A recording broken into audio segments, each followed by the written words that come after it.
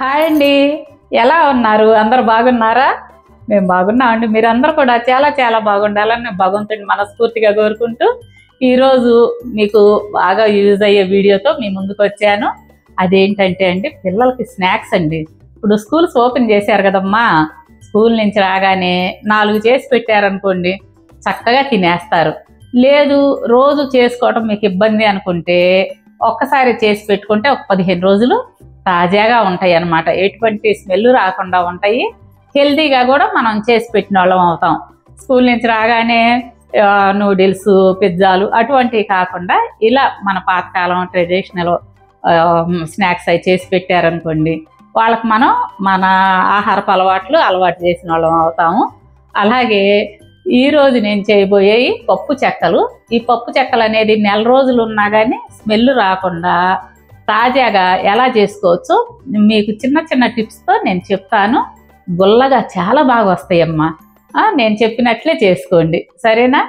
మా వీడియోస్ మీకు నచ్చినట్లయితే లైక్ చేయండి, షేర్ చేయండి. అదేవిధంగా కొత్త వాళ్ళైతే కనుక తప్పకుండా సబ్స్క్రైబ్ చేసుకోండి.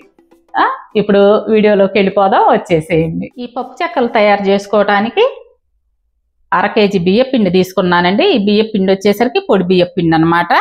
అందులోకి మనం ఏంటంటే పచ్చిమిర్చి, అల్లం ఈ పేస్ట్ చేసుకోవాలన్నమాట. ఈ పేస్టు మిక్సీలో వేసుకుందాము. మీరు తినే కారాన్ని బట్టి పచ్చిమిర్చి వేసుకోవాలి. నేను వచ్చేసరికి అంత గుప్పెడు తీసుకున్నాను పచ్చిమిర్చిని. ఇదిగోండి, 1 అంగుళం అల్లం ముక్క. వీటిని మెత్తగా పేస్ట్ చేసుకుందాం.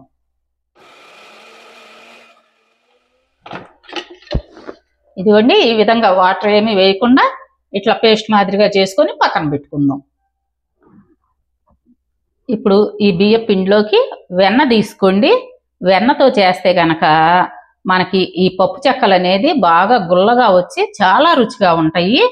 ఈ వెన్న వచ్చేసరికి దాదాపు 5 స్పూన్లు వెన్న తీసుకున్నాను నేను. ఇదిగోండి, ముందు వెన్న వేసి బాగా కలుపుకోవాలన్నమాట.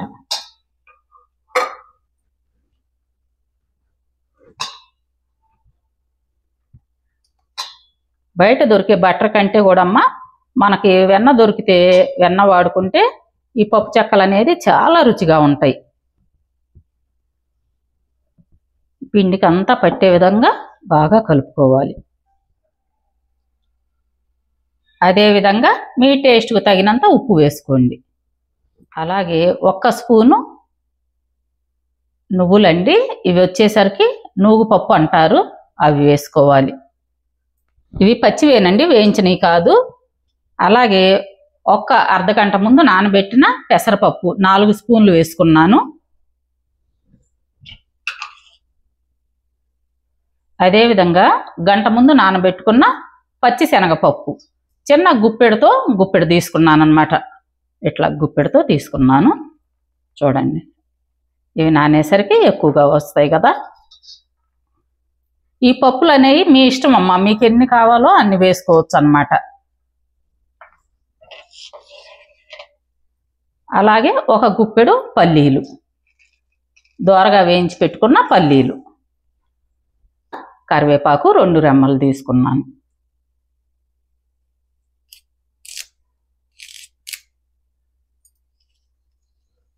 అట్లా తుంచి వేసుకోండి, బాగా స్మెల్ వస్తుంది.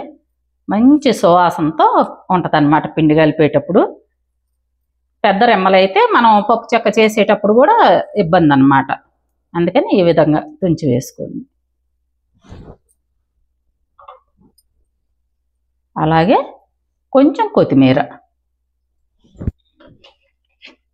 ఇందాక మనం పేస్ట్ చేసుకున్న పచ్చిమిర్చి, అల్లం ఇదంతా బాగా కలిసే విధంగా కలుపుకోవాలి.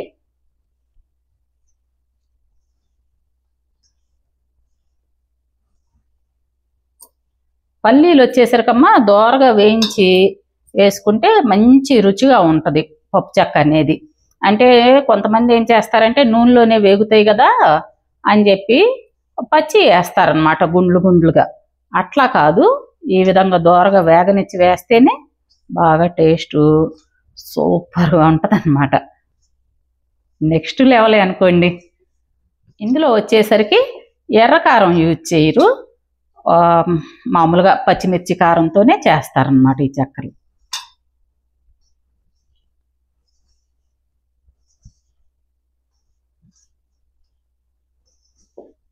ఇప్పుడు కొంచెం ఉప్పు చెక్ చేసుకోండి. చెక్ చేసుకొని గోరువెచ్చలుగా కాగిన నీళ్లు వేసి కలుపుకోవాలి. కూల్ వాటర్తో మాత్రం కలపొద్దు. ఈ ఫైనల్లో వచ్చేసరికి 1 స్పూను జీలకర్ర వేసుకోండి. ఇప్పుడు కొంచెం కొంచెంగా నీళ్లు పోసుకుంటూ కలుపుకుందాం. ఒక్కసారి మీరు కాగబెట్టుకున్న నీళ్లు మొత్తం పోసేయకుండా కొంచెం కొంచెంగా వేసుకోండి అమ్మా.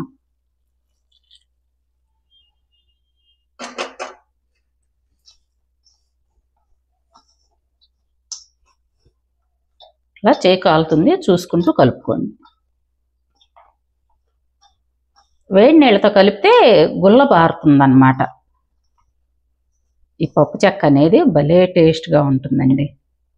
పిల్లలు కూడా బాగా ఇష్టంగా తింటారు. ఇప్పుడు ఈ కలిపిన దాంట్లో ఇట్లా కొంచెం తీసుకొని ఉప్పు చెక్ చేసుకోండి. ఉప్పు చాలలేదంటే కనుక ఇప్పుడు వేసుకోండి. నాకు కొంచెం ఉప్పు తగ్గిందండి, ఉప్పు వేస్తున్నాను. ఉప్పు వేసి ఈ విధంగా మరలా ఒకసారి కలుపుకోండి. పిండి వచ్చేసరికి ఇదిగోండి ఈ విధంగా ఉండాలన్నమాట. చూసారు కదా, ఇంత గట్టితనంగా ఉండాలి. మీరు ఈ మొత్తం పిండి ఒకసారి కాకుండా సగం సగం కలుపుకొనైనా చేసుకోవచ్చు. ఇప్పుడు వీటిని ఈ సైజు ఉండలు చేసుకుందాం.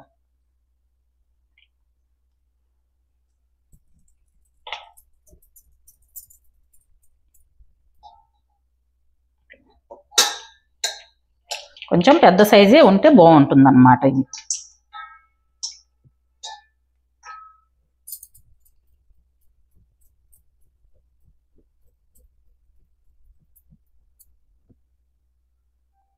ఇదిగోండి ఇట్లా పప్పు చెక్కలు చేసే ఈ మిషన్ తీసుకోండి. కొంచెం ఆయిల్ రాసి బటర్ పేపర్ అంటించుకోండి. మీ దగ్గర బటర్ పేపర్ లేకపోతే ఏదైనా పాల కవరు అవి ఉంటాయి కదండి, మనం పాలు తెచ్చుకుంటాము, ఆ పేపర్ అయినా వేసుకోవచ్చు. ప్లాస్టిక్ పేపర్లు ఏమన్నా ఉంటే అవైనా పెట్టుకోవచ్చు అన్నమాట. ఇట్లా పెట్టి ఏ విధంగా చూడండి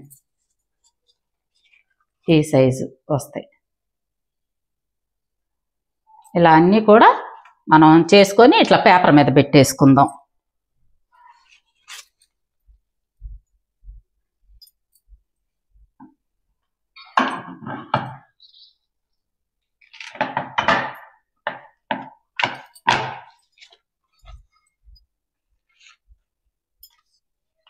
ఇదిగోండి ఈ మందం ఉండాలన్నమాట. మరీ పలచగా ఉండకూడదు. ఇట్లా ఈ మందం ఉంటేనే మనకి ఈ పప్పు చెక్క అనేది రుచిగా ఉంటుంది. పప్పు చెక్కలన్నీ మనం చేసి పెట్టుకున్న తర్వాత స్టవ్ వెలిగించి బాండి పెట్టుకొని ఆయిల్ పోసుకోండి. ఈ ఆయిల్ బాగా కాగాలి. కాగిన తర్వాత ఒక్కొక్కటి, అంటే మీకు బాండి చిన్న బాండి అయితే ఒక్కటి వేసుకోండి, పెద్ద బాండి అయితే 2 పప్పు చెక్కలు వేసి వేయించుకోవచ్చు అన్నమాట.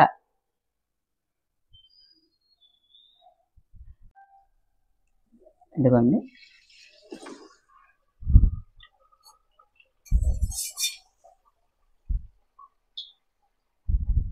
వెన్న వేసాం కాబట్టి కొంచెం ఉడికినట్టు వస్తుంది అన్నమాట. అదిగోండి వేగిన తర్వాత అదే పైకి వస్తుంది.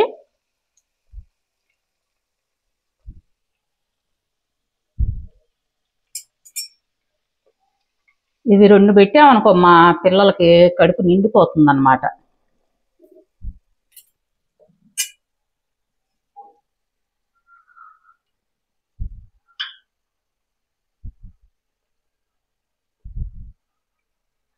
ఫ్లేమ్ మాత్రం హై ఫ్లేమే పెట్టుకోండి.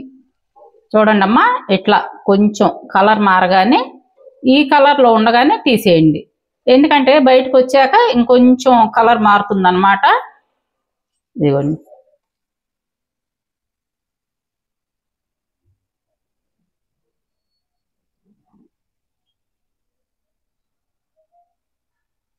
దోరగా వేగింది, లోపల పచ్చిదనం లేకుండా.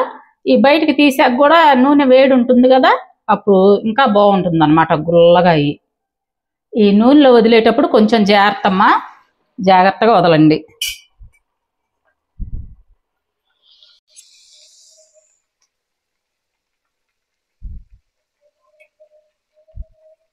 పెద్ద వయసు వాళ్ళు ఎవరన్నా ఉన్నా కానీ అంటే చెక్కలు కొరికితే పంటి నొప్పి అట్లా లేకుండా చక్కగా గుల్లగా ఉంటుంది, బాగా తింటారనమాట, ఇష్టంగా తింటారమ్మా.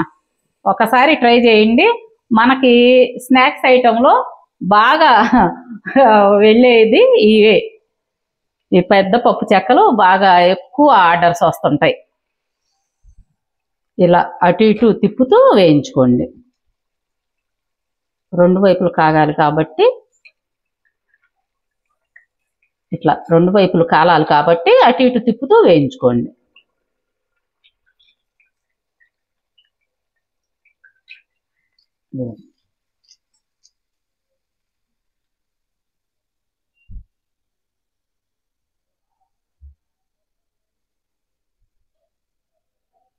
మిగతా అన్నీ కూడా ఇదే విధంగా వేయించుకోండి. ఇదిగోండి, ఇట్లా దోరగా వేగనిచ్చి తీయండి. ఈ విధంగా దోరగా వేగితే మనకి బయటకు వచ్చేసరికి చూసారా, ఇదిగోండి కొంచెం ఆయిల్ వేడి ఉంటుంది కాబట్టి మనకి ఈ కలర్లో బాగా వస్తాయి, గుల్లగా చాలా బాగుంటాయమ్మా.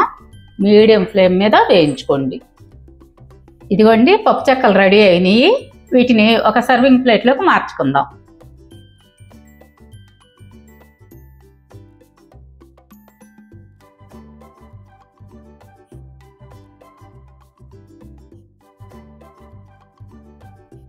చూశారు కదా పప్పు చెక్కలు ఎంత ఈజీగా చేసుకోవచ్చో. ఇదే విధంగా ట్రై చేసి తిని చూసి ఎంత టేస్ట్గా ఉన్నాయో నాకు కామెంట్స్లో తెలియజేయండి. రేపు ఇలాగే మీకు ఉపయోగపడే వీడియోతో మరలా కలుస్తాను. అప్పటి వరకు బాయ్.